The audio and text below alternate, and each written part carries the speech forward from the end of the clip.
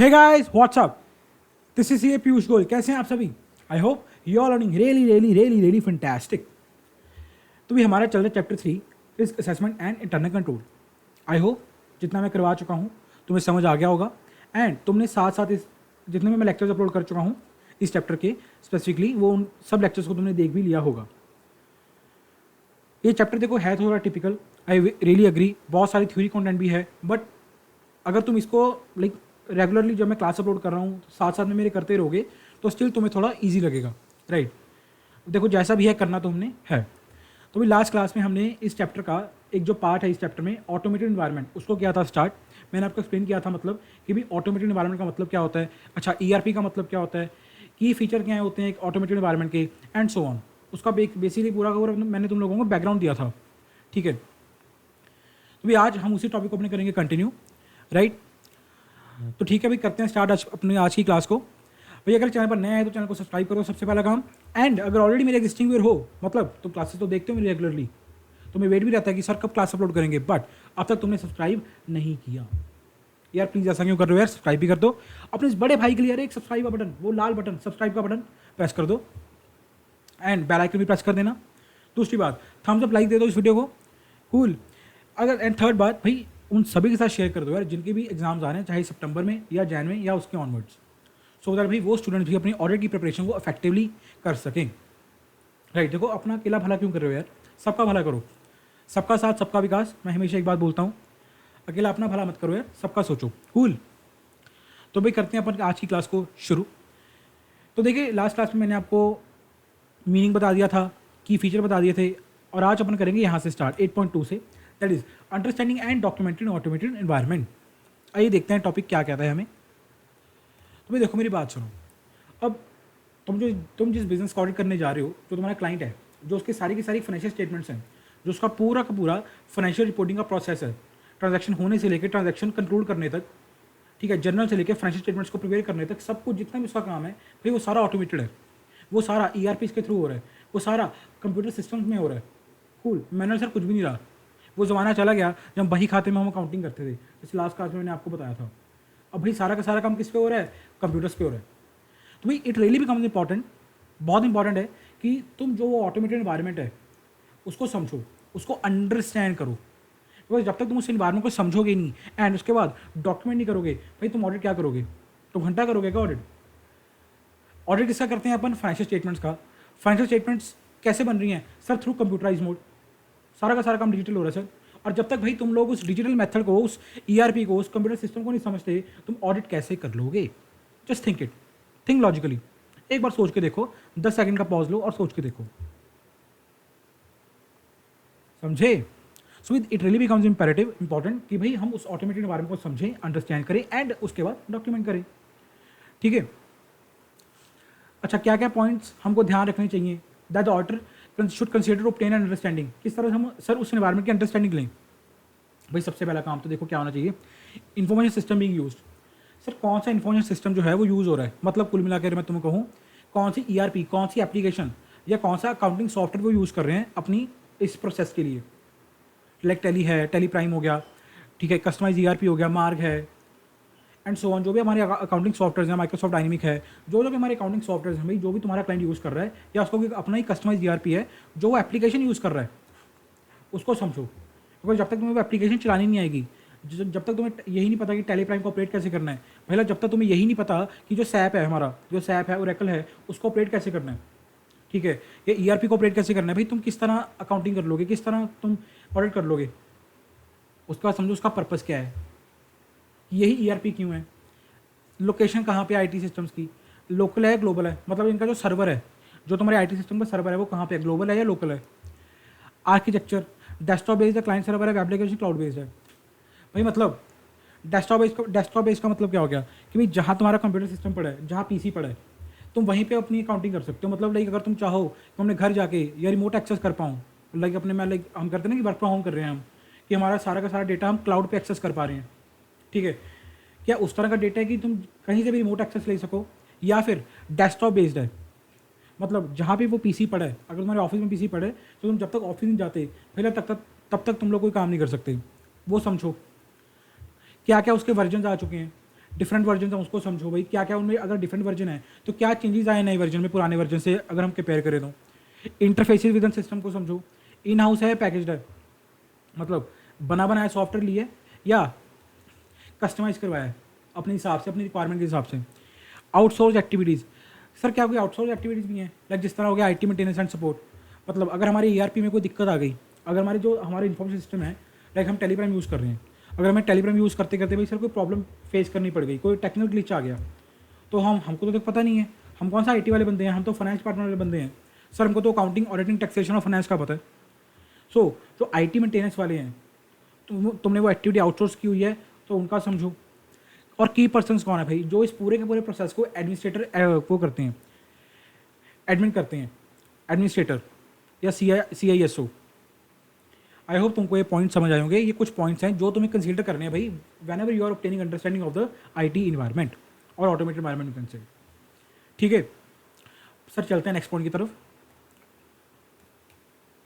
Risk arising from use of IT system. अब देखो मेरी बात सुनो, हम IT सिस्टम को यूज़ कर रहे हैं। IT सिस्टम का मतलब क्या सर, हम टेक्नोलॉजी को यूज़ कर रहे हैं। सिंपल भाषा में, अगर सरल भाषा में कहूँ, इसका मतलब क्या है बॉस, सर हम टेक्नोलॉजी को यूज़ कर रहे हैं क्योंकि सारा कुछ ऑटोमेट हो चुका, सब कुछ कंप्यूटराइज हो चुका, मतलब हम टेक्नोलॉजी को यूज़ कर रहे हैं अपनी फाइनेंशियल स्टेटमेंट्स को ड्राफ्ट करने के लिए, अपने पूरे के पूरे फाइनेंशियल रिपोर्टिंग के प्रोसेस को करने के लिए। ट्रांजैक्शन होगी, स्टार्ट भी IT सिस्टम से हो रही है और एंड कंक्लूजन भी ट्रांजैक्शन का IT सिस्टम से हो रहा है। सब कुछ कंप्यूटर खुद कर रहा है, AI आ गई, मशीन लर्निंग आ गई। तो भी इन सब IT सिस्टम के साथ आते हैं बहुत सारे रिस्क। कौन कौन से रिस्क हैं जो एक ऑडिटर को कंसीडर करने चाहिए, आइए वो देखते हैं। Given below are some risk that should be considered. Sir आप जब इन IT सिस्टम को समझ रहे हो, अंडरस्टैंड कर रहे हो, इनकी वर्किंग को पूरा पूरा ग्रैस्प कर रहे हो भाई, तब ये कुछ रिस्क हैं जिनको ध्यान में रखना कि ये रिस्क भी हो सकते हैं। इनएक्यूरेट प्रोसेसिंग ऑफ डेटा, भाई जो डेटा प्रोसेस कर रहा है, लाइक मैं जो टेलीप्राइम है सपोज मेरा, लाइक चलो टेलीप्राइम छोड़ो, तुम कोई कस्टमाइज ERP ले लो, ERP ले लो, कोई भी कस्टमाइज ERP ले लो, ठीक है भाई। जो तुम्हारा ERP है जिसमें तुम अपनी बुक्स बना रहे हो, मेंटेन कर रहे हो, ठीक है, वो इनएक्यूरेट प्रोसेसिंग कर रहा है डेटा की। मतलब तुम अगर 2 लाख रुपया डाल रहे हो, एंट्री डाल रहे हो 2 लाख रुपये की सेल्स की, वो बंदा भाई 20,000 दिखा रहा है तुम्हारा सिस्टम, या उससे जो रिपोर्ट्स निकल के आ रही हैं, जो वो फाइनेंशियल स्टेटमेंट्स प्रिपेयर कर रहा है वो गलत प्रिपेयर कर रहा है। वो प्रॉफिट होना कुछ चाहिए, तुम्हारा सिस्टम दिखा कुछ और प्रॉफिट रहा है, उसमें इनएक्यूरेट प्रोसेसिंग हो रही है डेटा की। जैसा होना चाहिए भाई वैसा नहीं हो रहा, डेटा ही नहीं सही प्रोसेस कर रहा। बहुत बड़ी प्रॉब्लम है सर, बहुत बड़ी प्रॉब्लम है ये। Unauthorised access to data, sir जो हमारा अकाउंटिंग सिस्टम है, ठीक है, हमारे 4 अकाउंटेंट्स हैं, सिर्फ इन्हीं के पास एक्सेस होना चाहिए, इनका सिर्फ यही इन्फॉर्मेशन को एक्सेस कर सकते हैं, अकाउंटिंग इन्फॉर्मेशन को, ठीक है। तो इसका ध्यान रखना बड़ा ज़रूरी है कि भी अनऑथराइज एक्सेस ना हो। क्या पता भाई ये जो एक्सेस है उन्होंने किसी और को भी दे दिया हो कि भाई ऐसा कर यार, लॉगिन ID चाहिए ना तेरे को, लॉगिन ID चाहिए ना, ये ले लॉगिन, ये ले पासवर्ड, चल तो भी एक्सेस कर ले। तो इसका इस चीज़ में बड़ा वो रहता है, रिस्क रहता है, क्योंकि और तीसरा बंदा एक्सेस ना कर पाए। Direct data changes, back and changes, sir अपने भी चेंजेस कर रहा है सिस्टम, अपना भी सिस्टम चेंजेस कर रहा है, कोई टेक्निकल फॉल्ट आ गया उसमें। Excessive access, privilege access, super users, किसी एक बंदे को तुमने ज़्यादा, हद से भी ज़्यादा एक्सेस दिया हुआ है। लाइक सपोज तुम इसको इस तरह समझ सकते हो भाई कि अगर जो तुम्हारे IT वाले बंदे हैं, जो तुम्हारे IT डिपार्टमेंट वाले बंदे हैं तुम्हारे कंपनी में, जिस क्लाइंट का तुम ऑडिट कर रहे हो, उस क्लाइंट का जो IT डिपार्टमेंट है, जो सारा का सारा इन सिस्टम्स को मैनेज करता है कि सब कुछ ठीक हो रहा है, काम नहीं हो रहा। अब देखो उनके पास सारा का सारा एक्सेस होता है, उनके पास हर एक मॉड्यूल का एक्सेस होता है, चाहे अकाउंट्स हो, चाहे पेरोल हो, चाहे परचेज हो, चाहे सेल्स हो, चाहे HR मार्केटिंग हो, कुछ भी हो, क्योंकि वो IT वाले बंदे हैं भाई। किसी को भी दिक्कत पड़ सकती है, परचेज वाले को भी, सेल वाले को भी, तो उनके पास सब कुछ एक्सेस रहता है। तो वो एक तरह के क्या हो गए भाई, सुपर यूजर्स हो गए। उनके पास हर एक चीज़ का एक्सेस है, हर एक चीज़ का उनको पता है कि भाई कितने बजे किस बंदे ने लॉगिन किया, अच्छा कितने बजे किस बंदे ने इसको एक्सेस किया, कहाँ से एक्सेस किया, रिमोटली एक्सेस किया या ऑफिस में एक्सेस किया, कब कब एंट्री पोस्ट हुई, कब कब जनरल लेजर ट्रांसफर हुआ, सब कुछ उनको भाई पता है, राइट। तो भाई इन बंदों का थोड़ा ध्यान रखो तुम लोग, कहीं अपने जो सुपर पावर्स हैं इनके पास सुपर पावर्स हैं भाई, हर चीज़ एक्सेस कर सकते हैं, कहीं उनका गलत इस्तेमाल ना कर लें, उन चीज़ का ध्यान रखो। Lack of adequate segregation duties, ये बड़ी कॉमन सी चीज़ होती है यार। अब IT एक ऐसी चीज़ है यार, देखो चलो आज की डेट में तो बहुत कॉमन है, हर एक बंदे को ही कंप्यूटर सॉफ्टवेयर्स की नॉलेज है, ठीक है, टेक्नोलॉजी की नॉलेज है, हर एक बंदा अपने आप को अपडेट रखता है, अपने आप को एडवांसमेंट रखता है यार कि मार्केट में क्या चल रहा है। AI आ गया, ChatGPT आ गया, ठीक है, उसके बाद ये पहले डीप सीक आया था करके, तो मतलब जो भी लेटेस्ट चेंजेस आ रहे हैं मार्केट में, हम सब उसको अपने आप को अपडेट रखते हैं उससे। बट स्टिल यार, अगर तुम लाइक किसी और कंपनी में काम कर रहे हो, किसी कंपनी को ऑडिट करने गए, ठीक है, किसी कंपनी का तुम लोग ऑडिट करने गए जहाँ पे जो भी उनका स्टाफ है वो लेट्स सपोज 50+ है, उनका स्टाफ जो वो 50+ है। अभी 50+ वाले बंदे यार वो कहते हैं कि यार देखो बेटा, हमको तो समझ नहीं आता ये आईटी सिस्टम क्या है, हमको तो बस इतना पता है कि ये हमारी कमांड है, ये हमने बटन प्रेस करना है, ये हमारा सिस्टम है, हमारा ये काम है, हम तो ऐसे करके चले जाते हैं, हमको और कुछ नहीं पता क्या ये क्या मशीन लर्निंग है, क्या चैट जीपीटी, हमको कुछ नहीं पता भाई। सो होता क्या है भाई, उन ऑर्गेनाइजेशन में क्या होता है, ये जो आईटी का सिस्टम होता है ना, आईटी का, वो कुछ ही बंदों को जिनको नॉलेज होती है उनके पास ही सारी की सारी पावर्स होती हैं, बिकॉज बाकी सबको तो नॉलेज है नहीं आईटी की, उनको तो अच्छी तरह ऑपरेट भी नहीं करना आता।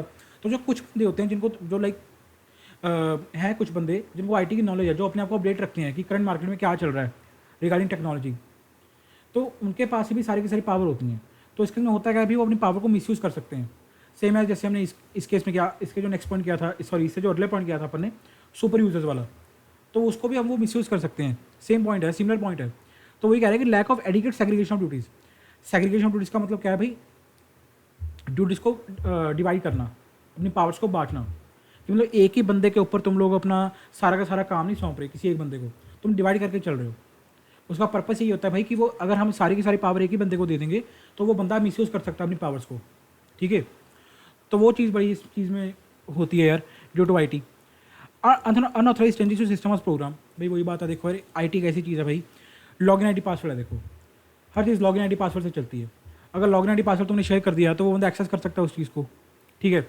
अगर उस बंदे ने एक्सेस कर लिया तो सर अनऑथराइज चेंजेस भी कर देगा वो बंदा। Failure to make necessary changes system of program, loss of data. अभी इन आईटी सिस्टम में होता क्या है, अगर तुमने कोई चेंजेस भी करने हैं ना, लाइक कोई लॉ में कोई अमेंडमेंट आ गई, लाइक सपोज हुआ क्या, अब जीएसटी है, लाइक सरकार ने कह दिया कि भाई जीएसटी का जो जो सपोज लाइक तुम्हारी कंपनी एग्जांपल ही ले लेता हूँ, चलो इजी रहेगा तुम्हें समझने के लिए। फिर जो तुम्हारा क्लाइंट है जिसका तुम ऑडिट कर रहे हो वो एयरपोर्ट्स में डील करता है, लेट्स सपोज एयरपोर्ट्स में डील करता है वो, ठीक है। लेट्स सपोज एयरपोर्ट्स पर करंट रेट चल रहा है 18% का, और मेरे को नहीं पता, कहीं कमेंट में कहो सर आपने गलत रेट बता दिया, मेरे को नहीं पता भाई क्या जीएसटी का रेट चल रहा है, मैं सिर्फ एग्जांपल ले रहा हूँ, एज्यूम कर रहा हूँ, ठीक है ना। कहीं मेरे को कहो कि आपने गलत बता दिया, मेरे को नहीं पता, मैं एज्यूम करके चल रहा हूँ। सर एयरपोर्ट्स पर रेट चल रहा है, एज्यूम करके चल रहा हूँ जीएसटी का रेट 18% चल रहा है, ठीक है। फिर कल को सरकार कह दे यार छोड़ो यार इसका रेट 12% कर दो। अब ये 18 से 12% तुम्हें सिस्टम में तो भी चेंज करना पड़ेगा ना भाई, बिकॉज जो तुम्हारा सिस्टम है, जो तुम्हारी अकाउंटिंग का सिस्टम है, ईआरपी है, उसमें तो तुमने 18% को इनपुट किया हुआ है कि जो भी बिल बनेगा उसके ऊपर 18% काट के तुमने सेल का बिल काटना है, ठीक है। बट अब रेट होगा 12%, लेट्स सपोज आज से इफेक्टिव है, तो इतनी जल्दी चेंजेस करना सिस्टम का प्रोग्राम में थोड़ा डिफिकल्ट होता है। तो उस चीज़ के बारे में एक लिमिटेशन है भाई, ठीक है ना। बिकॉज सिस्टम में पहले वो पूरी की पूरी प्रोग्राम जो कोडिंग है और जो सिस्टम में पूरी की पूरी कोडिंग हुई है, पहला वो तो हुई पड़ी है 18% के हिसाब से, अब सब कोडिंग करनी पड़ेगी 12% के हिसाब से, तो वो थोड़ी चीज दिक्कत आती है। वो उस चीज़ के रिगार्डिंग वो बात कर रहे हैं। लॉस ऑफ डेटा, सर अगर आपके सिस्टम को किसी वायरस ने अटैक कर लिया, कोई वायरस हिट कर गया आपके सिस्टम को, या फिर किसी हैकर ने आपके सिस्टम को हैक कर लिया, ठीक है ना, बस तुम्हारा जो डेटा है ना, इतना जो तुम्हारा इतना कीमती डेटा है, इतना इंपॉर्टेंट डेटा तुम्हारा, वो क्या हो जाएगा, लॉस, ख़त्म। अगर एक वायरस ने भी अटैक कर दिया ना तो तुम्हारे सिस्टम को, या किसी हैकर ने हैक कर लिया, भाई तुम्हारा काम हो गया। आई होप तुमको ये सारे के सारे पॉइंट्स भाई समझ आए होंगे, इजी पॉइंट्स थे, कुछ ज़्यादा इसमें था नहीं, बट स्टिल देखो मैंने तुम्हें एक एक पॉइंट एक्सप्लेन किया ताकि तुम्हें लाइक जब तुम इनको मेमोराइज करो, याद करो, तो तुम्हें दिक्कत ना आए, ठीक है। Cool cool. Impact of IT related risk, sir ये जो आपने रिस्क हमें पढ़ाए हैं ये सारे के सारे रिस्क हो गए, लॉस ऑफ डेटा हो गया, अनऑथराइज चेंजेस हो गया, फेलियर टू मेक चेंजेस हो गया, लैक ऑफ एडिकेट एसओडी हो गया, एक्सेसिव एक्सेस हो गया, जो भी आपने रिस्क पढ़ाए हैं अभी हम डिस्कस करके आ रहे हैं। सर इनका क्या, क्यों पढ़ा रहे हो आप हमें, इनका इम्पैक्ट ही क्या है, क्या इम्पैक्ट है सर इनका, वही डिस्कस करेंगे हम नेक्स्ट टॉपिक में, that is impact of IT related risk. कि सर जो मैंने आपको रिस्क अभी पढ़ाए हैं तो उनका इम्पैक्ट क्या है, इनकी इंपॉर्टेंस क्या है, रेलेवेंस क्या है उनकी।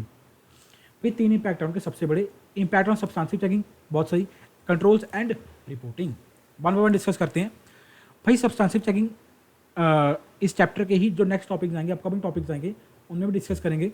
सिर्फ तुम अभी ये समझ लो फर्दर ऑडिट प्रोसीजर्स,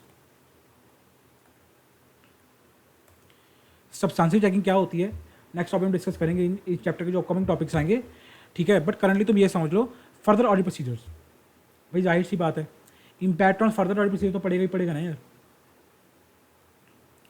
क्यों, मेरी बात सुनो, अगर तुम इन रिस्क को, ये जो हम रिस्क पढ़ के आ रहे हैं, इनको अगर तुम एड्रेस नहीं कर पाए, ठीक है, सपोज तुम लोग ये ले लो, मेरी बात सुनो, जो तुम्हारा पहला रिस्क था, अब ज़्यादा दूर नहीं जाते, अब ज़्यादा दूर जाने ही नहीं, जो तुम्हारा पहला रिस्क था क्या था वो, इनएक्यूरेट प्रोसेसिंग ऑफ डेटा, ये था, ये देखो, इनएक्यूरेट प्रोसेसिंग ऑफ डेटा। कि सर जो डेटा प्रोसेस कर रहा है सिस्टम हमारा वो इनएक्यूरेट कर रहा है, हम एंट्री डालते हैं 2 लाख की, वो रिकॉर्ड कर लेता है 20 लाख, हम एंट्री डालते हैं 5 लाख की, वो कर लेता है 5,000, या जो रिपोर्ट्स हैं वो गलत जनरेट कर रहा है। अब तुम खुद सोचो भाई, अगर जो तुम्हारी सिस्टम है, जो ईआरपी है, वो डेटा ही सही तरीके से प्रोसेस नहीं कर रहा, वो डेटा ही भाई सही तरीके से प्रोसेस नहीं कर रहा, तो तुम ऑडिट कैसे कर पाओगे भाई? क्यों? बिकॉज तुम उनके ऊपर राय नहीं कर पा रहे। क्या हो जाएगा? Non Reliance of data obtain from system. भाई जाहिर सी बात है, मेरी बात सुनो, तुमने क्लाइंट को कहा सर मेरे को डेटा दे दो, फाइनेंशियल स्टेटमेंट दे दो, आपकी आपका जो भी फाइनेंशियल डेटा है, जर्नल, ट्रायल बैलेंस, लेजर, सारे अकाउंट्स, फाइनेंशियल स्टेटमेंट, सबका मेरे को डेटा ट्रांसफर कर दो, ठीक है, पीएनएल बैलेंस शीट सब कुछ मेरे को ट्रांसफर कर दो भाई, तभी तो ऑडिट करोगे ना यार। अब वो डेटा निकल कहाँ से रहा है? ध्यान से सुनो, वो डेटा जनरेट कहाँ से हो रहा है? सर जो उनका ईआरपी है, जो उनका सॉफ्टवेयर है अकाउंटिंग का, वो डेटा सर वहाँ से निकल रहा है। भैया जब वो उनका ईआरपी ही ठीक नहीं काम कर रहा, जब उन्हें ईआरपी इनएक्यूरेट प्रोसेसिंग कर रहा है, गलत प्रोसेसिंग कर रहा है, ठीक है, डेटा ही ठीक से उठा नहीं रहा, तो जाहिर सी बात है जो रिपोर्ट्स निकल के आएंगी, जो डेटा निकल के आएगा वो भी गलत होगा, कॉमन सेंस है, वो भी गलत होगा। और जब वो डेटा ही गलत है तो तुम ऑडिट क्या करोगे भाई? सर ऑडिट तो तब करोगे ना जब डेटा ठीक होगा, ठीक है ना, तभी एक अच्छा ऑडिट कर पाओगे भाई, जब डेटा तुम्हें ठीक बनेगा। क्योंकि ऑडिट किसके ऊपर करोगे? डेटा के ऊपर करोगे। जब डेटा ठीक नहीं है, जब पूरी की पूरी चेन ही ठीक नहीं है, जो स्टार्टिंग पॉइंट ही ठीक नहीं है, तब एंड वाला पॉइंट कहाँ से ठीक हो जाएगा सर? ये उस चीज़ की बात करता है। और इन द एंड तुम्हें क्या करना पड़ेगा भाई? डिटेल चेकिंग करनी पड़ेगी। क्यों? उनका डेटा तो ठीक है नहीं, उनका डेटा तो जो है वो ठीक है नहीं। अब अल्टीमेटली तुम्हें करना क्या पड़ेगा भाई? तुम्हें डिटेल चेकिंग करनी पड़ेगी। मैं खुद अपनी एग्जांपल देता हूँ, मैंने प्रैक्टिकली बहुत देखा है ये चीज़, अपनी आर्टिकलशिप में बहुत देखी है। लाइक आर्टिकलशिप में बहुत सारे ईआरपीज़ को यूज़ किया है, मल्टीपल ईआरपीज़ को यूज़ किया है, ऐसा नहीं कि अकेले एक अकाउंटिंग सॉफ्टवेयर यूज़ किया है। हमारे क्लाइंट था, जो मेरे प्रिंसिपल थे, उनका एक क्लाइंट था भाई, तो उनका क्या था सिस्टम यार, उनका एक अपना ईआरपी था, उनका अपना कस्टमाइज ईआरपी था, बड़ा कॉम्प्लेक्स सा ईआरपी था उनका। पहले उनके इनफैक्ट मैं भी जब उनको ऑडिट करने गया तो मेरे को कौन सा चलाना आता था, जो हमारी टीम थी 4 जनों की, हमने सबने सीखा उनका ईआरपी किस तरह ऑपरेट करना, उसकी उन ईआरपी को किस तरह यूज़ करते हैं, किस तरह रिपोर्ट निकलती हैं, एंड सो ऑन। अब उनका सिस्टम क्या था भाई, जो उनका ईआरपी था ना, उसमें जो डेटर एजिंग की रिपोर्ट निकलती है, डेटर एजिंग की, हमने कहा कि यार डेटर एजिंग को हमने एनालाइज करना है कि यार कितना जो कौन से ऐसे डेटर हैं जिनका पैसा हमने अभी, जिन्होंने हमारा पैसा दिया नहीं है, कितनी देर से उनका पेंडिंग खड़ा है, ठीक है। तो उनकी डेटर एजिंग को जो डेटर एजिंग की रिपोर्ट निकल रही थी ना उनकी सिस्टम से, वो गलत निकल रही थी, वो प्रोड्यूस कर रहा है सिस्टम। अब हुआ क्या? अब जो रिपोर्ट थी वो डेटा एजिंग की, वो गलत निकाल रहा था सिस्टम। अब क्या उस गलत रिपोर्ट के ऊपर रिलाई कर लें? सर नहीं कर सकते उसके ऊपर रिलाई, बिकॉज वो तो रिपोर्ट ही गलत है। तो अल्टीमेटली हमारा क्या हुआ, हमें खुद को डेटा एजिंग प्रिपेयर करनी पड़ी, एक एक डेटर को देखकर एक्सेल शीट में हमें वर्किंग करनी पड़ी। लाइक देखो एक तरह से हमारा काम तो बढ़ गया ना भाई, हमें डिटेल चेकिंग करनी पड़ी। कहीं अगर वो सिस्टम सीधा सीधा डेटा एजिंग रिपोर्ट सही तरीके से निकाल देता, हमारा काम कम हो जाता, हम ना करते अपनी वर्किंग। अब हमको क्या था, जब पता लगा कि वो एजिंग रिपोर्ट गलत निकाल रहा है सिस्टम, तो हमको खुद को अपनी डेटा एजिंग रिपोर्ट बनानी पड़ी एक्सेल फाइल में, हमको पूरी अपनी वर्किंग करनी पड़ी स्प्रेडशीट पर। आई होप तुमको समझ आओगे ये वाला पॉइंट। ये प्रैक्टिकली मैंने बड़ा देखा है पॉइंट, प्रैक्टिकली बहुत देखा है यार ये।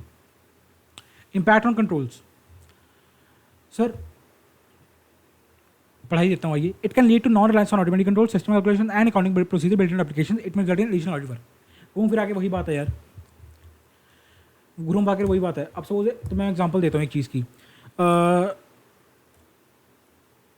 तुम्हारे ईआरपी से सेल्स की मंथली रिपोर्ट निकलती है, लेट्स सपोज सब आपके ईआरपी से सेल्स की मंथली रिपोर्ट निकलती है, ठीक है। और उन सेल्स की मंथली रिपोर्ट के बेसिस पे तुमने एक बंदा लेट्स सपोज एक मैनेजर अपॉइंट किया हुआ है अपनी फर्म में, अपने कंपनी में, जो सेल्स की रिपोर्ट को एनालाइज करता है और डिसीजन लेता है कि मैं नेक्स्ट स्टेप क्या करना चाहिए। मतलब सेल्स की एक तरह की एमआईएस रिपोर्ट निकलती है, ठीक है ना, जिसमें सारा कुछ होता है। अच्छा इस महीने में कौन से रीजन में ज़्यादा सेल हुई, नॉर्थ ईस्ट वेस्ट साउथ, कौन से शहर में ज़्यादा सेल हुई, क्या प्रोडक्ट हमारा ज़्यादा शूट हुआ, किस प्रोडक्ट की सेल कम हुई, एंड सो ऑन। मतलब पूरी पूरी रिपोर्ट निकलती है, ठीक है ना। और उस रिपोर्ट के बेसिस पे वो मंथली एनालाइज करता है कि यार हमारा प्रोडक्ट किस तरह वर्किंग कर रहा है, या हमें अपनी स्ट्रैटेजी में, अपनी कुछ प्लानिंग में कुछ चेंज करना चाहिए, ठीक है भाई। अब हुआ क्या, वो जो सेल की रिपोर्ट तुम्हारा सिस्टम निकाल रहा है वो गलत निकाल रहा है, सर वो सिस्टम की जो सिस्टम तुम्हारी सेल्स की रिपोर्ट निकाल रहा है मंथली, वो गलत रिपोर्ट निकाल रहा है, ठीक है। अब जब रिपोर्ट गलत निकाल रहा है भाई, तो वो जो बंदा है वो एनालाइज क्या करेगा, घंटा करेगा, वो एनालाइज नहीं कर सकता। अब जो तुम्हारा कंट्रोल था, तुमने क्या कंट्रोल लगाया था कि यार मैंने एक बंदा अपॉइंट कर दिया, मैं एक मैनेजर अपॉइंट कर दिया, जो सिस्टम की जो रिपोर्ट निकलेगी सिस्टम से मंथली, उसको एनालाइज करेगा और देखेगा कि क्या जो हमारी स्ट्रैटेजी है वो सब सही चल रही है, कोई इसमें दिक्कत तो नहीं आ रही, या हमें कुछ चेंजेस करने चाहिए। अब जो कंट्रोल तुम्हारा था, ये रिपोर्ट ही जब गलत हो गई, जो सिस्टम की रिपोर्ट ही गलत होगी, तो वो जो अपना कंट्रोल तुमने लगाया था उसको एक्सेस कैसे करेगा वो? तुम्हारा कंट्रोल क्या था? हमने एक बंदा अपॉइंट किया, मैनेजर अपॉइंट किया, जो सेल्स की जो रिपोर्ट निकलेगी मंथली उसको एनालाइज करेगा और डिसीजन लेगा कि सारा काम ठीक चल रहा है, नहीं चल रहा, या कुछ चेंजेस करने हैं, ठीक है। अब भाई वो उसका काम क्या है? रिपोर्ट को एनालाइज करना। जब रिपोर्ट ही ठीक नहीं निकल रही तो वो तो काम ही नहीं कर पाएगा, और अल्टीमेटली जो तुम्हारा कंट्रोल था वो क्या हो गया? ऑपरेटिव ही नहीं है, वो काम ही नहीं कर पाएगा ठीक से। आई होप तुम्हें समझ आएगा ये वाला example.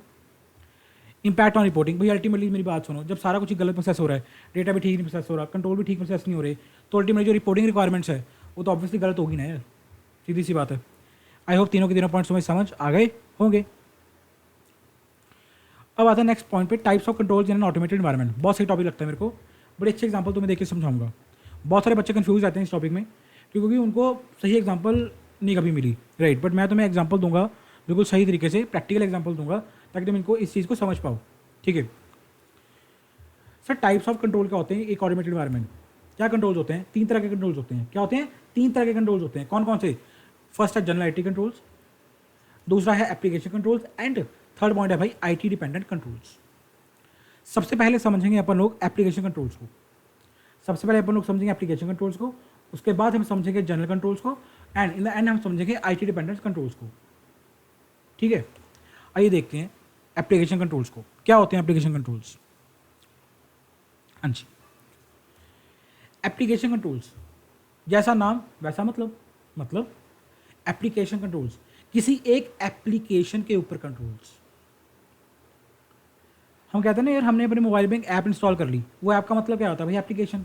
App is a short form of application, ठीक है ना। हमने एक एप्लीकेशन इंस्टॉल कर ली मोबाइल पे, हमने अपने सिस्टम पे एक एप्लीकेशन इंस्टॉल कर ली सर, उसके कंट्रोल्स क्या हैं? ये तो जनरल सेंस में हो गया। अगर मैं बिजनेस एंगल से बात करूँ तो एप्लीकेशन कंट्रोल्स क्या हो गया भाई? जो एप्लीकेशन तुम लोग यूज़ कर रहे हो, जो ऐप या जो अकाउंटिंग सॉफ्टवेयर या जो ईआरपी तुम लोग यूज़ कर रहे हो अपने सारे के सारे इन्फॉर्मेशन प्रोसेस करने के लिए, उसको हम बोलते हैं एप्लीकेशन। और उस ईआरपी के अंदर जो कंट्रोल्स हैं उनको अपन बोल देंगे एप्लीकेशन कंट्रोल्स, जो सिर्फ और सिर्फ उस ईआरपी को मैनेज करते हैं या उस सिर्फ और सिर्फ उस पर्टिकुलर एप्लीकेशन को मैनेज करते हैं, ठीक है। मतलब वो कंट्रोल्स जो सिर्फ एक एप्लीकेशन के साथ एसोसिएटेड हो, ठीक है, उनको हम बोलते हैं एप्लीकेशन कंट्रोल्स। एक पर्टिकुलर एप्लीकेशन, एक पर्टिकुलर ऐप या तुम्हारे पर्टिकुलर एक अकाउंटिंग सॉफ्टवेयर के साथ एसोसिएटेड हो, उनको अपन लोग बोलेंगे एप्लीकेशन कंट्रोल्स, ठीक है। एग्जाम्पल क्या है सर इनकी? आइए देखते हैं। मतलब वही है भाई मेरे जो मैं तुमको बता रहा था। एग्जाम्पल देखो, एग्जाम्पल ज़्यादा समझ आएगा। एग्जाम्पल्स क्या है सर? एडिट चेक्स है, validation of input data, sequence number checks, use limit checks, regional checks, mandatory data field. Explain करता हूँ रुको। Mandatory data field is an example of application control. पहले तुमने अपने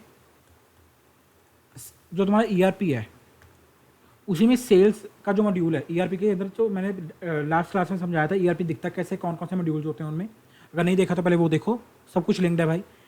तो मैं कह रहा था ईआरपी के अंदर जो तुम्हारा सेल्स मॉड्यूल है उसमें तुमने प्रोसेसिंग कर दी, उसमें तुमने सॉरी कोडिंग कर दी, right word will be coding कर दी, प्रोग्रामिंग कर दी भाई, कि जो भी बिल बनेगा, जो भी सेल्स का इनवॉइस बनेगा उसमें जीएसटी नंबर डालना मैंडेटरी है। जिस बंदे को हम सेल कर रहे हैं उसका जीएसटी नंबर डालना मैंडेटरी है। तो एक तरह का क्या होगा भाई? मैंडेटरी डेटा फील्ड हो गया। मैंडेटरी डेटा फील्ड हो गया कि भाई जब तक तुम जीएसटी नंबर इनपुट नहीं करोगे बायर का, जो बंदा परचेज कर रहा है, तब तक वो बिल आगे नहीं बनेगा, तब तक वो बिल प्रोसेस ही नहीं होगा। तो उन्हें मैंडेटरी डेटा फील्ड रख दी, ठीक है ना। और तो और जब तक उसका जीएसटी का रेट, तो चलो जीएसटी का रेट तो चलो वो ये सेम ही होता है, तो ये चीज़ बिल्कुल सही है। जीएसटी नंबर तुम लोग एग्जाम्पल सुन के चलो कि जब तक तुम जीएसटी नंबर एंटर नहीं करोगे तुम लोग वो सेल का आगे बिल नहीं बनाएगा, मैंडेटरी फील्ड हो गई। या फिर दूसरा एग्जाम्पल क्या है sir? Edit checks and validation of input data. Edit checks and validation of input data मेरे को अभी याद है, जिस क्लाइंट का मैंने ऑडिट किया था, एक ईआरपी था उनका, कस्टमाइज ईआरपी था। उस कस्टमाइज ईआरपी में क्या था भाई? देखो हम हैं ऑडिटर, हम क्या थे, ऑडिटर थे, मैं और मेरी टीम क्या थे, ऑडिटर थे। वो सामने वाले क्लाइंट क्या है, उनका है अकाउंट डिपार्टमेंट, अकाउंटेंट्स हैं वो। अब देखो अकाउंटेंट्स के पास क्या पावर है कि वो कुछ भी एडिट कर सकते हैं।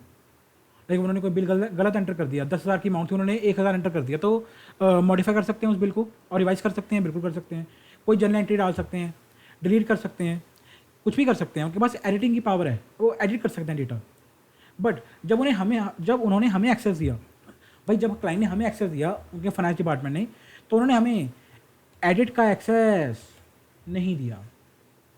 उन्होंने सिर्फ और सिर्फ अपन को रीड ओनली एक्सेस दिया, और यू कैन से व्यू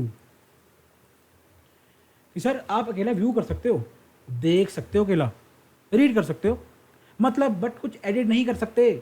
क्यों सर, आप ऑडिटर हो, आपके पास थोड़ी ना पावर एडिट करने की।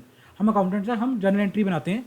याद करो डे 1, याद करो अपना पहला लेक्चर, दूसरा लेक्चर और इस ऑडिट का बैच का क्या बताया था मैंने, सर फाइनेंशियल स्टेटमेंट्स को प्रिपेयर करने की रिस्पॉन्सिबिलिटी किसकी है रे, मैनेजमेंट की है, क्लाइंट की है, अपन की रिस्पॉन्सिबिलिटी नहीं है। बहुत बना ली भाई हमने फाइनेंशियल स्टेटमेंट्स, अब हम करेंगे ऑडिट। सर बनाएंगे वो लोग, हम सिर्फ चेक करेंगे कि कुछ गलती है या नहीं गलती। तो मतलब हमारे पास क्या था, एक्सेस का, रीड का, हम देख सकते हैं, सिर्फ जो उन्होंने एंट्री उसको देख सकते हैं, एडिट नहीं कर सकते, जो कि लॉजिकल भी है। हमने क्या करना है, एडिट करके भाई उनकी एंट्री को। तो ये तुम्हारा उसकी चीज़ की एग्जाम्पल होगी, ठीक है। बाकी ये क्या होगा, sequence number checks, user limit checks का मतलब क्या हो जाएगा भाई, कि लेट्स सपोज अकाउंटिंग मॉड्यूल था, अकाउंटिंग का पूरा मॉड्यूल था जिसमें पूरी पूरी काउंटिंग हो रही है, उसको एट ए टाइम, एक ही टाइम पर एटलीस्ट चार बंदे एक्सेस कर सकते हैं, 4 यूजर्स उसको एक्सेस कर सकते हैं। एक यूज़र लिमिट चेक हो गया कि 4 से ज़्यादा बंदे एक ही टाइम पे अकाउंटिंग मॉड्यूल को एक्सेस नहीं कर सकते, वो उसका एग्जाम्पल हो गया। आई होप तुम्हें समझ आया होगा यार, ईजी था, ठीक है भाई। भाई अब आते हैं जनरल आईटी कंट्रोल्स के ऊपर, बड़े ईजी हैं ये भी, बहुत ईजी हैं, टेंशन ना लो। General IT controls, sir general माने तो in general, sir in general मतलब सबके लिए। देखो एप्लीकेशन कंट्रोल्स क्या थे, जो एक पर्टिकुलर एप्लीकेशन के साथ एसोसिएटेड है, एक पर्टिकुलर ऐप के ऊपर लग रहे हैं, एक पर्टिकुलर अकाउंटिंग सॉफ्टवेयर ईआरपी के ऊपर लग रहे हैं। But whereas on the other hand, पहला जो जनरल आईटी कंट्रोल्स है, जैसा नाम वैसा काम, जनरल। सर ये कंट्रोल्स सबके ऊपर लगते हैं, ये किसी स्पेसिफिक ऐप के ऊपर नहीं लगते, ये किसी स्पेसिफिक एप्लीकेशन के ऊपर नहीं लगते। ये देखो ये क्या है, that relate to many application, एक से ज़्यादा एप्लीकेशन के ऊपर लगते हैं भाई जनरल आईटी कंट्रोल्स। नाम जैसा वैसा काम, जनरल, सबके ऊपर लगने वाले। एग्जाम्पल क्या क्या है सर, ये 4 एग्जाम्पल्स हैं, आइए देखते हैं। देखो control over data centre and network operations, भाई मेरी बात सुनो, इसके एग्जाम्पल्स क्या हैं further, matter such as BCP and DRP. मतलब बीसीपी माने तो business continuity plan, and DRP माने तो डिजास्टर रिकवरी प्लान।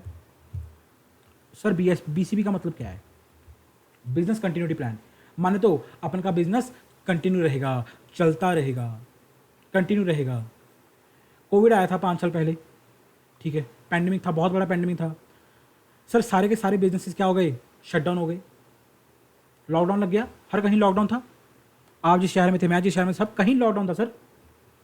बट वो बिजनेसेस तो भाई बिल्कुल शट हो गए जिनके पास टेक नहीं था, टेक्नोलॉजी नहीं थी उनके पास। वो बिजनेसेस तो भाई, वो दुकानें, वो शोरूम, वो धंधे तो भाई बिल्कुल ही बंद हो गए जिन्होंने अपने आप को टेक के साथ अडेप्ट नहीं किया। और वो बिजनेसेस भाई बहुत शूट कर गए, वो बंदे बहुत पीक पर चले गए, बहुत राइज कर गए जिन्होंने टेक्नोलॉजी को अडेप्ट किया, टेक्नोलॉजिया को अडेप्ट किया जिन्होंने, कूल। अब भाई जाहिर सी बात है, जो बंदे वर्क फ्रॉम होम, ठीक है, जिनके पास टेक्नोलॉजी थी कि हमारा जो सारा का सारा डेटा है वो सर्वर पे पड़ा है, क्लाउड बेस्ड है, डेस्कटॉप बेस्ड नहीं है, मतलब आप कहीं से भी डेटा को एक्सेस कर सकते हो, रिमोट एक्सेस है आपके पास, फिर वो बंदे तो सक्सेसफुल रहे। क्यों, उनका वर्क फ्रॉम होम हो गया, डेटा का लैपटॉप उनके पास था ही अपना, ठीक है, और डेटा को वो कहीं से भी एक्सेस कर सकते हैं, रिमोट एक्सेस था उनके पास, आईटी के साथ अडेप्टेबिलिटी थी उनकी, वो घर बैठे भी अपना काम कर रहे हैं, उनका धंधा घर बैठे भी चल रहा है। वेराज वो बिजनेस के बारे में सोचो भाई, जिन्होंने ऐसा कुछ किया ही नहीं था, उनका क्या था, डेस्कटॉप बेस्ड टेक्नोलॉजी थी, मतलब जहाँ पे पीसी पड़ा है वहीं पे काम हो सकता है, जहाँ पीसी नहीं है वहाँ पे काम नहीं हो सकता। अब पीसी जहाँ पे पड़ा वहाँ पे तो तुम्हारे अपने दुकान को लग गया शट डाउन होगी तुम्हारी बिजनेस, तो उनका बिजनेस क्या हो गया, बिल्कुल ही बंद हो गया। बिजनेस कंटिन्यूटी प्लान क्या है भाई, ये कंट्रोल्स होते हैं बिजनेस कंटिन्यूटी प्लान के, कि आप अपने आप को अडेप्ट करके रखो टेक्नोलॉजी के साथ, ठीक है। आपके जो डेटा बेसिस हैं, नेटवर्क्स हैं, वो क्लाउड पे हैं, जो आपकी स्टोरेज है वो सभी क्लाउड पे है, बैकअप्स हैं आपके पास कि अगर कल को कोई दिक्कत आती है, पैंडमिक आ गया, डेटा हमारा करप्ट हो गया, तो बैकअप हो हमारे पास डेटा का। ठीक है, ये वो कंट्रोल्स हैं कि लाइक हमारे पास उस वर्क फ्रॉम होम की टेक्नोलॉजी थी, क्लाउड बेस्ड टेक्नोलॉजी थी हमारे पास। क्लाउड बेस्ड सिस्टम क्या हो गया? कंट्रोल ही तो है ये क्या है तुम्हारा? जनरेटरी कंट्रोल ही तो है भाई ये। क्लाउड बेस्ड टेक्नोलॉजी थी सर हमारे पास, हम तो रिमोट एक्सेस कर सकते हैं, हमारी टेक्नोलॉजी है ये। डीआरपी का होगा, डिजास्टर रिकवरी प्लान। तुम्हारे सिस्टम को भी वायरस ने एक्सेस कर लिया, वायरस ने अटैक कर दिया तुम्हारे पूरे सिस्टम को, या फिर ए हैकर ने अटैक कर दिया, हैकर ने अटैक कर दिया भाई। जब वायरस ने अटैक किया, तुम्हारा सारा का सारा डेटा क्या हो गया? डिलीट हो गया, करप्ट हो गया। ठीक है ना? बट तुम क्या थे? एक कदम आगे की सोचते हो, दैट इज तुमने डीआरपी को मैनेज किया हुआ था, डिजास्टर रिकवरी प्लान, कि अगर कल को भी डिजास्टर आता है तो हमारा जो डेटा वो रिकवर हम कर सकें, हम डेटा को रिकवर कर सकें। बैकअप था क्योंकि तुम्हारे पास। ये सब क्या एग्जांपल्स हैं भाई? बैकअप होना, ठीक है, क्लाउड बेस्ड सिस्टम होना, ये किसके एग्जांपल्स हैं मेरे भाई? जनरल आईटी कंट्रोल्स की, BCP and DRP. I hope तुम पूरा पैराग्राफ समझ आ गया होगा यार। प्रोग्राम चेंज, इसके ऑलरेडी एग्जाम्पल में डिस्कस कर चुका हूँ ऊपर वाले पैराग्राफ में, जब रिस्क समझा रहा था तुम लोगों को। सब जीएसटी का रेट जो है 18% से 12% हो गया एयरपोर्ट के ऊपर, लेट्स सपोज। ठीक है ना? अब मैंने क्या करना है? प्रोग्राम को चेंज करना है। लाइक जो पहले सारी की सारी कोडिंग हुई पड़ी है, प्रोग्रामिंग हुई पड़ी है, ठीक है ना? चलो जीएसटी जोड़ो, टीडीएस का रेट लगा लो। टीडीएस का रेट भी पहले 5% था, लेट्स सपोज। अब ताई ने क्या कर दिया? 2.5% कर दिया। सर ताई ने तो 2.5% कर दिया, बट अब जो हमारा सिस्टम है उसमें तो 5% के हिसाब से कोडिंग भी पड़ी है, उस कोडिंग को चेंज करना पड़ेगा। तो भाई प्रोग्राम चेंज, मतलब जो तुम प्रोग्राम चेंज कर रहे हो उसके क्या कंट्रोल्स हैं? मतलब ऐसा नहीं है कि कोई भी आके मुंह उठाया और 2.5% कर दिया, ना जी ना। पहले क्या करोगे? उस कुछ एक्टिविटीज़ होती हैं, मतलब एक सिस्टम होता है। क्या सिस्टम होता है? सर पहले रिकॉर्डिंग होगी, मैनेज होगा, ट्रैकिंग चेंजेस। पहले तो तुम रिक्वेस्ट इनिशिएट करोगे, यहाँ पे इतना लिखा नहीं होगा, पर मैं तुम्हें बता रहा हूँ। तुम पहले रिक्वेस्ट इनिशिएट करोगे कि सर हमारा नया कोई वो आया, रेट आया, उस हिसाब से कोडिंग करनी है। रिक्वेस्ट इनिशिएट कर दी। रिक्वेस्ट इनिशिएट करने के बाद अब उस रिक्वेस्ट को एक्सेप्ट करवाने के लिए तुम्हें रीज़न देना पड़ेगा कि क्या गवर्नमेंट की गाइडलाइन आई है। इनिशिएट की, फिर गाइडलाइन को इशू किया कि देखो ये गाइडलाइन है, ये हमारा सरकार ने गाइडलाइन इशू की है, इस हिसाब से 2.5% रेट होना चाहिए। उसके बाद भाई उसकी कोडिंग होगी, फिर वो टेस्टिंग फेज में जाएगा कि यार जो हमारे सिस्टम्स हैं क्या वो टीडीएस काट रहे हैं 2.5% के हिसाब से, क्या जो हमारे ईआरपी है वो फंक्शन कर रहा है ढंग से या नहीं कर रहा। जब टेस्टिंग पूरी होगी उसके बाद वो इंप्लीमेंट पे जाएगा। इंप्लीमेंटेशन स्टेज के बाद भाई उसकी मॉनिटरिंग होगी कि अच्छा इंप्लीमेंट तो कर दिया, अब टाइम टू टाइम मॉनिटर करो कि ऐसा कोई बिल तो नहीं है जिसके ऊपर 5% ही टीडीएस हम काट रहे हैं, 2.5% नहीं काट रहे, and so on. I hope तुम्हें समझ आएगा भाई। पूरा सिस्टम होता है, इनको हम क्या बोलते हैं? Program change controls. Access security बहुत बार डिस्कस कर चुका हूँ भाई। दो तरह की सिक्योरिटी है, तो फिजिकल सिक्योरिटी है, एक तुम्हारी डेटा सिक्योरिटी है, नेटवर्क सिक्योरिटी है। फिजिकल सिक्योरिटी तुम्हें बहुत बार पता है भाई, रामू काका। फिजिकल सिक्योरिटी माने तो अपन के एक ही भाई रामू काका, तुम्हारे मेरे फेवरेट रामू काका। बट नेटवर्क सिक्योरिटी का मतलब क्या है सर? तुम्हारी फायरवॉल्स। अगर तुम हल्का सा भी अपने आप को आईटी के साथ अपडेटेड रखते हो भाई, अगर तुम्हें हल्का सा भी इंटरेस्ट है machine learning, AI, GPT and in सब चीज़ों में, तो डेफिनेटली तुम्हें पता होगा भाई फायरवॉल के रिगार्डिंग। फायरवॉल क्या करती है भाई? कोई भी जो अनऑथराइज्ड बंदा हमारी वेबसाइट को एक्सेस करना चाहता है, अनवांटेड साइट हमारी वेबसाइट को एक्सेस करना चाहती है, उससे हमें प्रोटेक्ट करता है, उससे हमें प्रोटेक्ट करता है ये फायरवॉल। विंडोज़ फायरवॉल, एक काम करना, लेक्चर के बाद ना देखना विंडोज़ फायरवॉल, अगर किसी को नहीं पता। विंडोज़ फायरवॉल क्या करता है? हमारे सिस्टम को प्रोटेक्ट करता है भाई एक तरह का, ताकि हमारे सिस्टम को कोई ब्रीच ना कर सके, एज सो ऑन, ताकि हमारे सिस्टम की सिक्योरिटी बनी रही है। क्या है? देखो अब फायरवॉल है, देखो फायरवॉल क्या कर रहा है? फायरवॉल का किसी एप्लीकेशन के लिए एप्लीकेशन को बचा रहा है? Answer is no sir. Firewall तो इन जनरल है, जितनी हमारे कंप्यूटर में एप्लीकेशन हैं उन सबको प्रोटेक्ट करके रखता है कि कोई भी एप्लीकेशन अगर मैं चलाऊँ तो उसके वो हमारे सिस्टम को हैक ना कर दे, वायरस ना आ जाए। किसी एक एप्लीकेशन के लिए नहीं, फायरवॉल जनरल है, that's why it is known as general IT controls. Application system acquisition development and maintenance, भैया जो भी तुम्हारा ईआरपी है, टाइम टू टाइम उसकी मेंटेनेंस बहुत ज़रूरी है। उसका डिज़ाइन कैसा है, कंस्ट्रक्शन कैसा है, उसकी क्वालिटी कैसी है, टाइम टू टाइम बहुत ज़रूरी है भाई, एंड सो ऑन। ये तुम्हारे हो गए जनरल आईटी कंट्रोल्स। लास्ट है तुम्हारे आईटी डिपेंडेंट कंट्रोल्स। इसका मतलब क्या है भाई? आईटी डिपेंडेंट कंट्रोल्स का मतलब आइए देखते हैं जल्दी जल्दी। नाम से क्लियर हो रहा है, आईटी डिपेंडेंट कंट्रोल्स। सर कुछ कंट्रोल जो आईटी के ऊपर डिपेंडेंट है। देखो आईटी डिपेंडेंट कंट्रोल्स मतलब वो कंट्रोल्स जो आईटी के ऊपर क्या है? डिपेंडेंट हैं। माने तो जो कंप्यूटर के ऊपर, टेक्नोलॉजी के ऊपर डिपेंडेंट हैं। ऑलरेडी एग्जांपल ले चुका हूँ ऊपर वाले केस में, सेल्स की रिपोर्ट वाली। सर आपके ईआरपी से मंथली सेल्स की रिपोर्ट निकलती है, उस सेल्स की रिपोर्ट के बेसिस पे तुम्हारा एक मैनेजर डिसीजन लेता है कि क्या हमारे नेक्स्ट कोर्स ऑफ एक्शन होना चाहिए। सर जब वो सेल्स की रिपोर्ट ही गलत निकल रही है, लेट्स सपोज तुम्हारा जो सिस्टम है वो गलत रिपोर्ट निकाल रहा है, ठीक है ना, तो जो तुम्हारा कंट्रोल था मैनेजर वाला, मैनेजर तुम्हारा क्या है, एक तरह का कंट्रोल है तुम्हारा। अब ये तुम्हारा जो कंट्रोल है मैनेजर है, ये किसके ऊपर डिपेंडेंट है सर, आईटी के ऊपर। क्यों आईटी के ऊपर डिपेंडेंट है, क्योंकि जो अकाउंटिंग सॉफ्टवेयर है ईआरपी है वो आईटी है, कंप्यूटर सिस्टम है, उससे जो रिपोर्ट निकलेगी उसको एनालाइज करेगा। ये डिपेंडेंट है, देखो ये डिपेंडेंट है आईटी के ऊपर, ठीक है, बिकॉज जब तक वो रिपोर्ट नहीं ठीक निकलेगी एनालाइज नहीं कर सकता। This is example of IT dependent controls, ठीक है ना। आई होप तुम्हें समझ आया होगा। बस यही तुम्हारे 3 कंट्रोल्स थे मेरे भाई, general IT controls, application controls and IT dependent controls. ये कितना ईजी टॉपिक था देखो। अच्छा जी, नेक्स्ट टॉपिक क्या है, जनरल आईटी वैसे एप्लीकेशन कंट्रोल्स। डिफरेंस बताया हो भाई दोनों में, ऑलरेडी तुम्हें बता चुका हूँ भाई डिफरेंस, ये तुम खुद रीड कर लेना, वही डिफरेंस है सेम जो बताया है।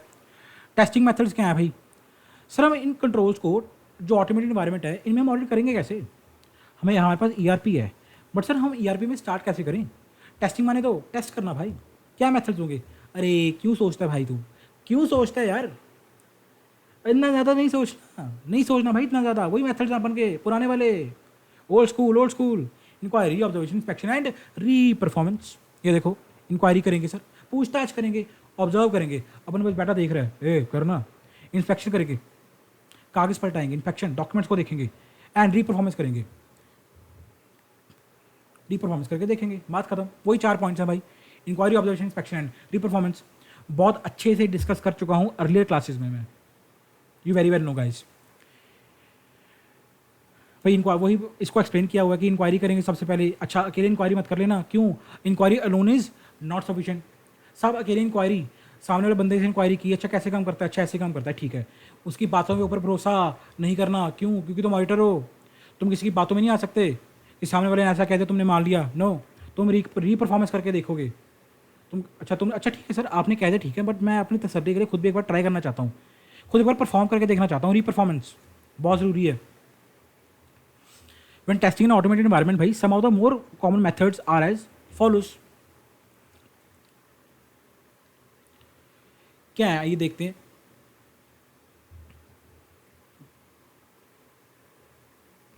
और कौन से मेथड्स हैं sir, obtain understanding of how an automated transaction is processed by doing a walkthrough of one or end-to-end transaction using combination of inquiry और transaction।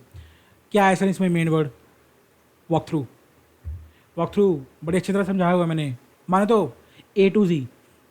और ये जो लोग बोलते हैं एंड टू एंड कह लो, या फिर मैं क्या कहता हूँ A to Z बोलता हूँ, कि A to Z transaction initiate start होने से लेके उसका एंड पॉइंट, जब तक वो कंक्लूड नहीं होती ट्रांजैक्शन, सब समझोगे। Transaction walk through, control walk through, जो मर्जी कह लो, वो चीज़ है। पहले वॉक थ्रू लो, मतलब समझो पूरा end to end. Observe how user processes transaction under different scenarios. Obviously बात है भाई, उस यूज़र को पूछो भाई अगर ये ऐसा हो गया सिनेरियो तो कैसे तू ट्रांजैक्शन प्रोसेस करेगा, ऐसा होगा तो कैसे करेगा। उसे अलग अलग सिनेरियो में पूछो तू कैसे करता है अपना काम। इंस्पेक्ट करो कन्फिगरेशन डिफाइंड इन एप्लीकेशन, जो भी उस एप्लीकेशन का, जो भी ईआरपी की कन्फिगरेशन है उसको भी तुम लोग इंस्पेक्ट करो कि यार क्या ये ठीक है नहीं। इसको तुम इस तरह समझो, टीडीएस के रेट्स हो गए, जीएसटी के रेट्स हो गए।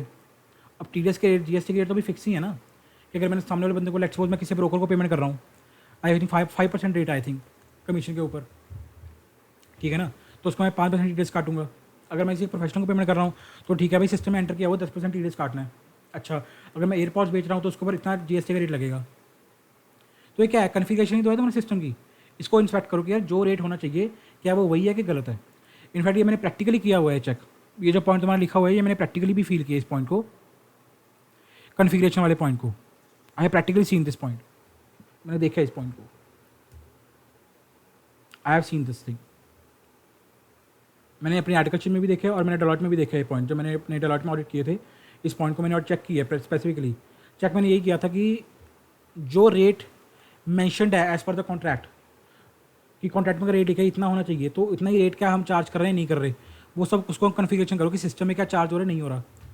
बड़ी प्रैक्टिकल चीज़ है यार, बहुत प्रैक्टिकल चीज़ है। तभी तो मैं कहता हूँ पूरा पूरा तुम्हारा ऑडिट ही प्रैक्टिकल है भाई। ऑडिट है एक थ्योरी सब्जेक्ट, बट ये सब दिखने में थ्योरी है भाई, इसका एक एक वर्ड, एक एक कंसेप्ट इसका प्रैक्टिकल है, प्रैक्टिकल रेलेवेंस है उसकी मार्केट में, एप्लीकेशन है भाई उसकी। जब आर्टिकलशिप में जाओगे तब तुम्हें समझ आएगा, राइट। ओके, नेक्स्ट पॉइंट क्या है, characteristics of manual and automated environment elements of internal, एक minute, characteristics of manual and automated elements of internal control element to the auditor system. ठीक है, सर मैनुअल कंट्रोल्स, ओए ओए ओए, ये क्या हो गया, ये क्या हो गया, रिसाइकल बिन, ओए ओए ओए, एक मिनट यार, एक मिनट यार, एक मिनट यार।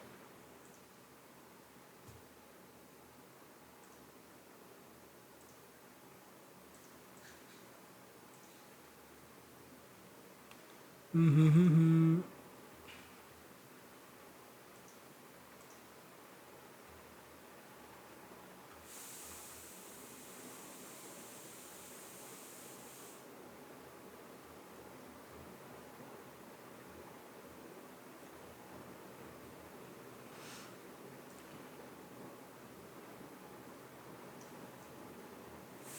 Yup yup yup yup yup. क्या पॉइंट्स हैं भाई इसके, ये देखो।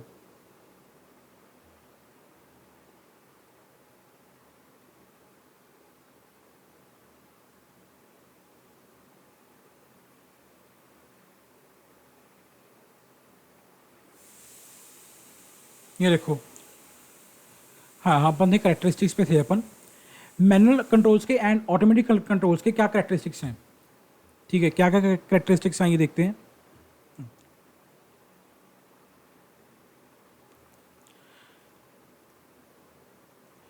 कंट्रोल्स इन मैनुअल सिस्टम में include such procedure approvals, review of transaction, reconciliation and follow reconciling items, ठीक है। अब मेरी बात सुनो, क्या है मैनुअल कंट्रोल्स का एग्जांपल, क्या हो सकती है, बेसिकली उसमें करेक्टरिस्टिक्स बता रहा है कि क्या फीचर्स होते हैं एक मैनुअल कंट्रोल के ऊपर। भाई अप्रूवल लेना, सब बड़े साहब अप्रूवल देंगे तब तभी उसके बाद काम हो पाएगा। मैनुअल कंट्रोल ही तो है, एक बड़े साहब है तुम्हारे ऊपर, वो अप्रूवल देंगे, जब तक वो अप्रूवल नहीं देंगे तुम्हारा काम आगे नहीं बढ़ सकता। बड़े साहब क्या है, कंट्रोल ही तो है भाई, राइट। रिकंसिलेशन, एक मैनुअल बंदा बिठा दिया, एक अकाउंटेंट बिठा दिया जो रिकंसाइल कर रहा है तुम्हारी बैंक और कैश बुक को, क्या है रिकंसिलेशन, क्या है तुम्हारा, वो हो रहा है, मैनुअल कंट्रोल है, ठीक है। अच्छा, वेर एज उसके बाद क्या कह रहा है वो, control in IT system consist of combination automatic controls, वही तो बात है। अच्छा आईटी सिस्टम में कौन से कंट्रोल होंगे, ऑटोमेटिक कंट्रोल्स, जो ऑलरेडी हम पढ़ के आए हैं। आईटी का मतलब ही क्या है, इन्फॉर्मेशन टेक्नोलॉजी, और जहाँ भी टेक्नोलॉजी आ गई वहाँ पे क्या होगा, ऑटोमेशन। और इसकी तो बहुत सारे एग्जाम्पल पर डिस्कस कर चुके हैं, ऑटोमेटिक कंट्रोल्स के तो बहुत सारे एग्जाम्पल डिस्कस कर ही चुके हैं, चाहे वो जनरल आईटी कंट्रोल्स के रूप में हो, चाहे वो एप्लीकेशन कंट्रोल्स हो, चाहे भाई वो आईटी डिपेंडेंट कंट्रोल्स हो, ठीक है। वो सारे क्या एग्जाम्पल्स हैं भाई, ऑटोमेटिक कंट्रोल के एग्जाम्पल्स हैं। सपोज तुम्हारा जो रिकंसिलेशन का प्रोसेस है वो ऑटोमेटेड हो रहा है, वो ऑटोमेटिक हो रहा है, ठीक है ना।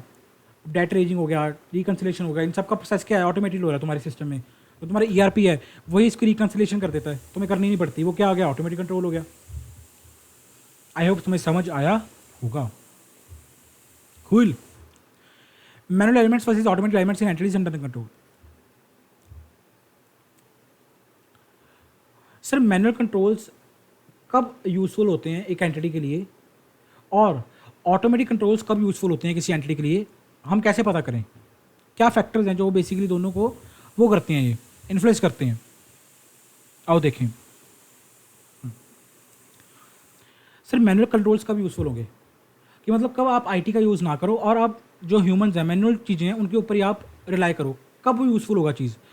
पहली बात तो लार्ज अनयूजुअल और नॉन रेकरिंग ट्रांजेक्शन्स,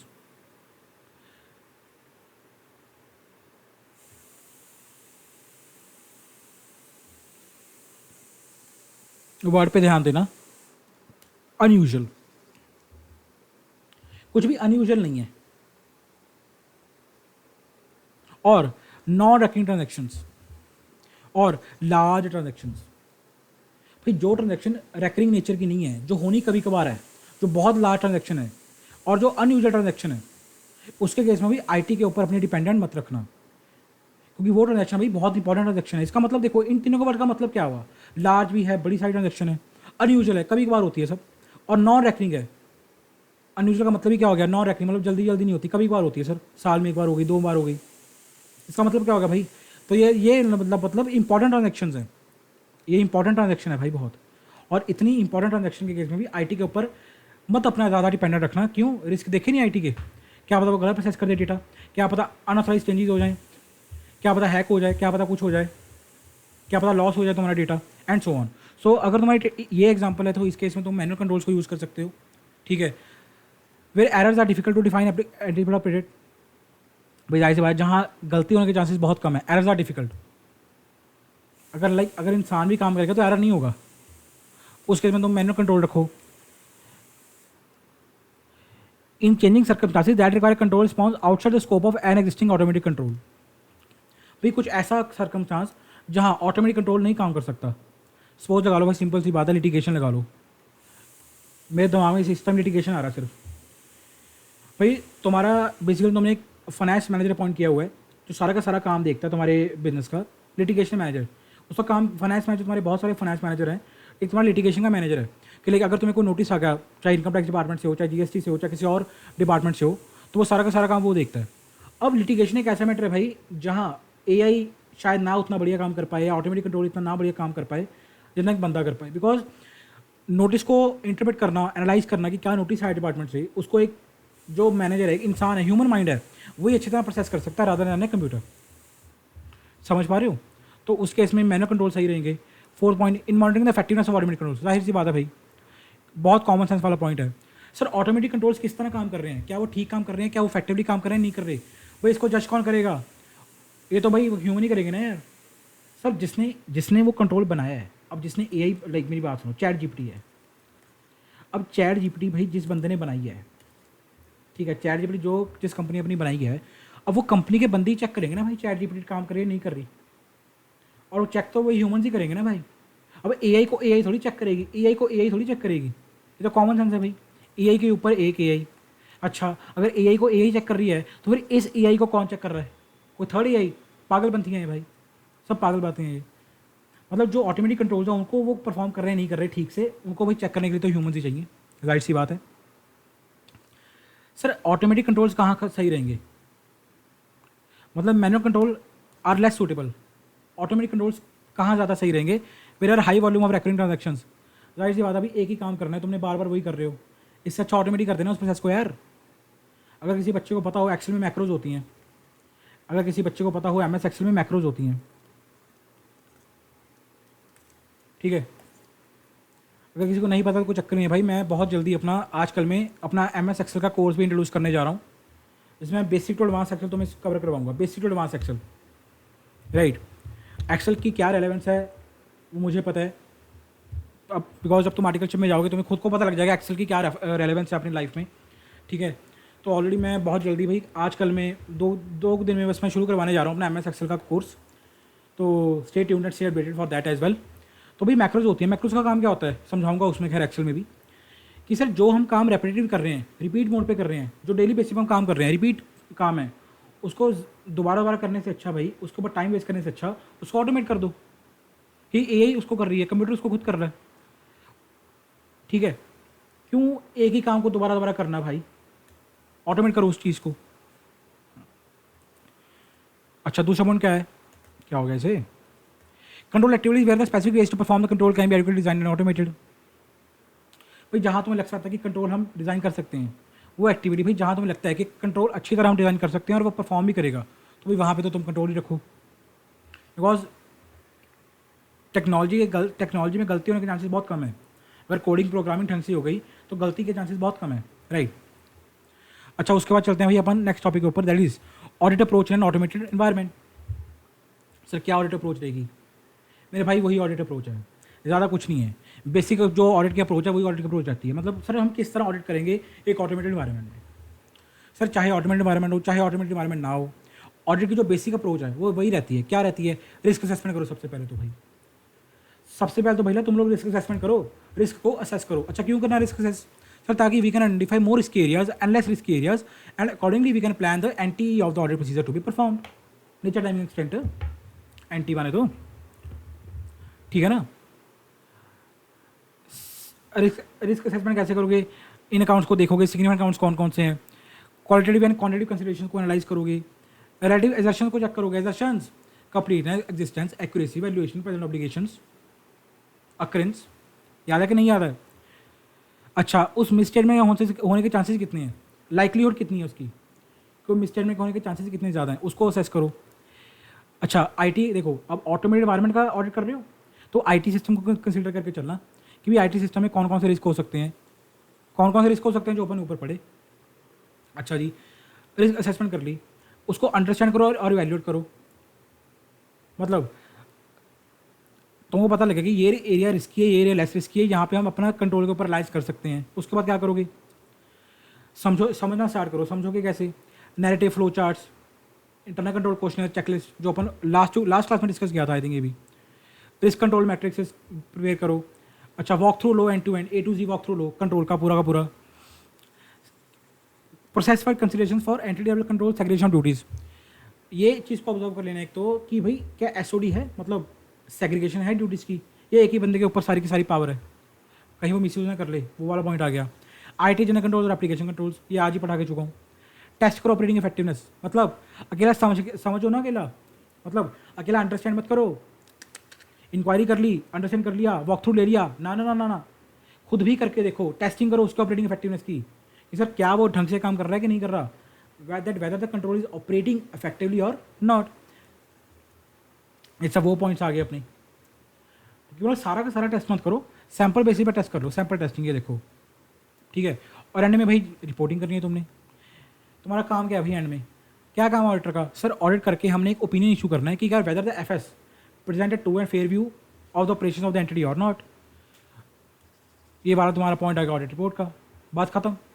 और अगर चाहो तो तुम लोग, अगर तुम्हें कोई वीकनेस लगी कंट्रोल में, कोई डेफिशिएंसी लगी, मटेरियल वीकनेस लगी कंट्रोल में, तो उसके लिए तुम रेमेडी भी सजेस्ट कर सकते हो मैनेजमेंट को कि सर हमारे हिसाब से ये कंट्रोल आपका ठीक काम नहीं कर रहा, यहाँ पे शेडी एरियाज हैं, यहाँ पे गैप्स हैं, यहाँ पे लूप होल्स हैं, तो अब इनको थोड़ा प्लीज़ ध्यान से करो। आई होप तुम्हें समझ आया होगा, ये वाला पॉइंट भी ईजी था यार, बिल्कुल बेसिक अप्रोच है भाई, बिल्कुल बेसिक अप्रोच। अगर तुमने आज क्लास तक जितनी मैं क्लासेस करवा चुका हूँ ऑडिट की, तुमने क्लासेस देखी है ना भाई, मैं लिख के दे सकता हूँ, तुम्हें दिक्कत नहीं आएगी इस वाले पॉइंट के ऊपर, इसलिए मैं तुम्हें समझा दिया। Data analytics for audit,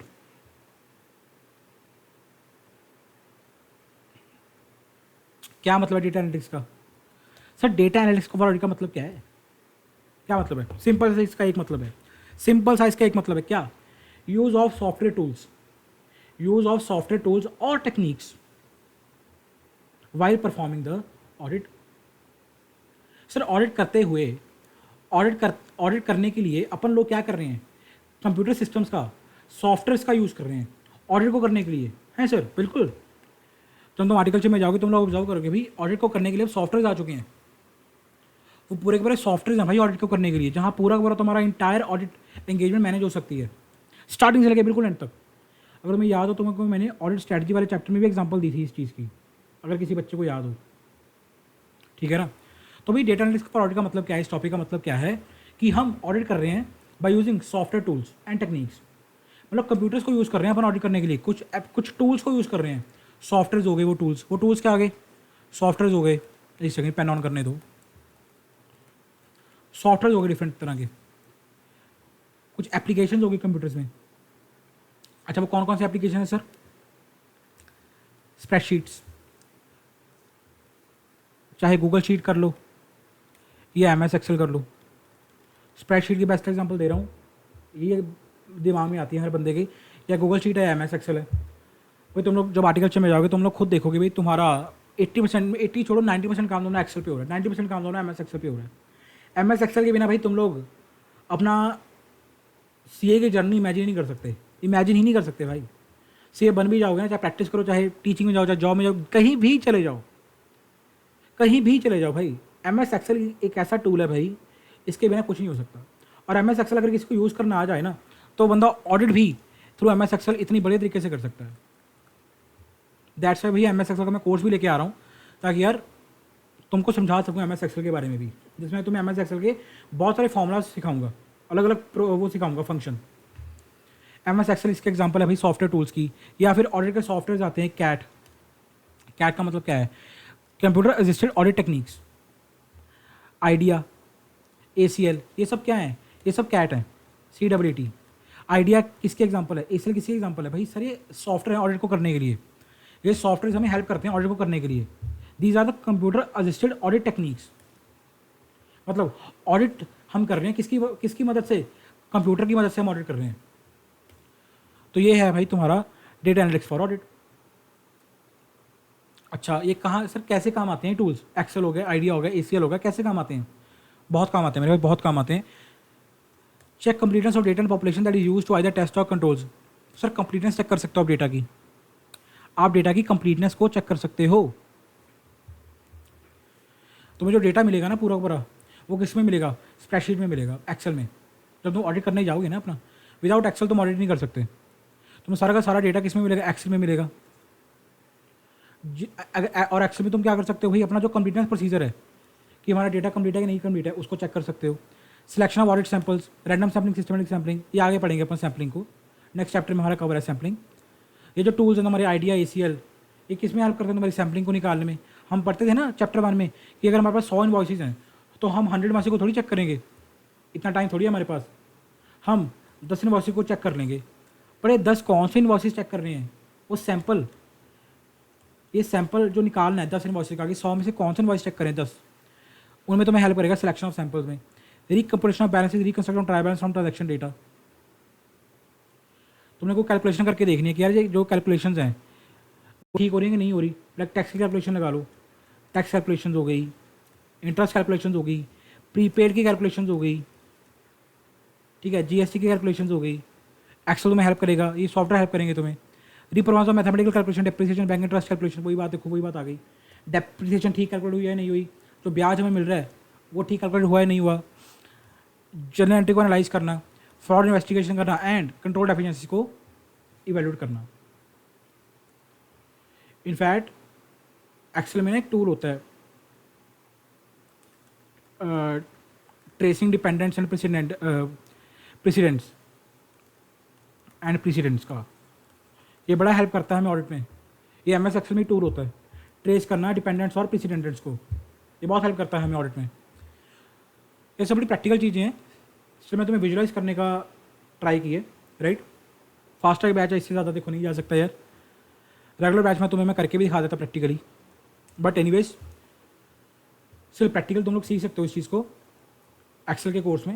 like MS Excel जो मेरा प्लेलिस्ट आ रही है आने वाले दिनों में, 2-3 दिन में मैं लॉन्च करूँगा। फ्री ऑफ कॉस्ट रहेगी, वो यूट्यूब के ऊपर रहेगी, ऐसे कोई उसकी पेमेंट नहीं, कोई चार्जेस नहीं है भाई, वो यूट्यूब के ऊपर रहेगी सारी की सारी मेरी प्लेलिस्ट एक्सेल की। तो उसमें बहुत प्रैक्टिकली कवर करूँगा सिनेरियोस की एक्सेल किस तरह प्रैक्टिकली हम यूज़ करते हैं अपनी डे टू डे लाइफ में। You can watch out, free of cost है, कोई चार्जेस नहीं है उसके। Digital audit sir, digital audit, digital audit, audit audit audit, सारा कुछ सर डिजिटल हो रहा है। पेमेंट करने, देखो देखो मेरी बात सुनो, किसी चीज़ को परचेज करने से लेके पेमेंट करने तक सब कुछ डिजिटल हो रहा है, सब कुछ डिजिटल हो रहा है भाई। परचेज, अमेजोन खोला, फ्लिपकार्ट खोला, परचेज कर लिया, ब्लिंकिट खोला, जेप्टो खोला, परचेज कर लिया। पेमेंट करने की बारी आई, पेमेंट मोड UPI, चल पेमेंट कर दी, ठीक है। क्या हो रहा है भाई, सारा का सारा काम डिजिटल हो रहा है सर, सारा का सारा काम डिजिटल हो रहा है। जितने भी तुम बिजनेसेस देखोगे अपने आने वाले, अब तुम आज के डेट में देख लो जो भी बिजनेसेस हैं, हर बंदा अपने आप को प्रमोट कर रहा है थ्रू डिजिटल मेथड, चाहे वो इंस्टाग्राम हो, चाहे वो फेसबुक हो, चाहे वो थ्रेड्स हो, ट्विटर हो, और इधर सोशल मीडिया प्लेटफॉर्म, व्हाट्सएप हो, कुछ भी हो। हर बंदा बेसिकली डिजिटलाइज करने लगा बड़ा अपने बिजनेसेस को, ताकि उसके बिजनेस की ज़्यादा से ज़्यादा बढ़े। तो सर इस डिजिटल ज़माने में, इस डिजिटल एरा में अपन का जो ऑडिट है वो तो भी डिजिटल होना चाहिए ना यार। जब सारा कुछ डिजिटल हो रहा है, जब सारा कुछ डिजिटल हो चुका है, तो हमारा ऑडिट क्यों पीछे रहे? हमारा ऑडिट भी क्या है, डिजिटल हो चुका। न्यू टेक्नोलॉजीज देखो, जो कंपनीज हैं वो न्यू टेक्नोलॉजी यूज़ करती हैं अपने बिजनेस को कनेक्ट करने के लिए। So it really becomes important कि ऑडिटर्स क्या करें। Auditors are making use of artificial intelligence, data analytics and other latest technologies to help understand business processes in a better way. ऊपर पढ़ के आए अपन डेटा एनालिटिक्स को, AI को। अगर तुम AI की बात करो तो हमारी ICAI ने, हमारे प्रिय अपने ICAI ने, हमारे इंस्टीट्यूट ऑफ चार्टर्ड अकाउंटेंट्स ने सर CAGPT भी लॉन्च कर दिया है। अगर पता हो किसी बच्चे को, अब तो हो गया है, लास्ट ईयर लॉन्च किया था CAGPT। बहुत कमाल की चीज़ है भाई, बहुत कमाल की चीज़ है ये CAGPT। स्टूडेंट्स और मेंबर्स के लिए, दोनों के लिए यूज़ किया है। कभी यूज़ करके देखना इसे CAGPT को, समझ पा रहे हो? तो हमें भी चाहिए भाई, हम भी AI को सीखें आज के डिजिटल ज़माने में, लेटेस्ट टेक्नोलॉजी को के साथ अपने आप को अडेप्ट करें कि क्या चल रहा है मार्केट में, ठीक है, और अपने ऑडिट को अफेक्टिवली कर सकें। क्योंकि देखो ये चीज़ें तुम्हें सीखनी पड़ेंगी, क्यों? ताकि तुम बिजनेस प्रोसेस को अंडरस्टैंड कर सको, और जब तक तुम बिजनेस के प्रोसेस को समझोगे नहीं तब तक तुम ऑडिट नहीं कर सकते, राइट। बाय सच टूल्स, ये देखो, bye such tools auditors can connect audit in a better way and devote more attention to areas requiring greater focus. Digital audit is helping auditors to better identify risk making use of technology. I hope इसमें ऐसा कुछ था नहीं तो तुम्हें ना समझ आया हो। ठीक है भाई, आज हमने काफ़ी टॉपिक कवर कर लिए यार, राइट। बस एक लेक्चर और आएगा इसके ऊपर, इसमें तुम्हारा सारा का सारा ये काम कवर करवा दूंगा। ठीक है,